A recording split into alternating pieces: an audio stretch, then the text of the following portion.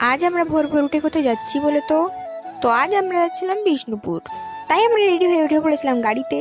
আর যাওয়ার পথে মা আমাদের সামনে পড়ে মা গুপ্তমণির মন্দির, তো আমরা সেখানে দাঁড়াইয়া ঠাকুর কাছে প্রণাম করে আসি। তারপর আমরা চলে আসি আমাদের গাড়িতে, কারণ আমাদের যাওয়ার ছিল অনেকটা রাস্তা, তাই আমরা সময় নষ্ট না করে আমাদের গাড়িতে উঠে পড়ি।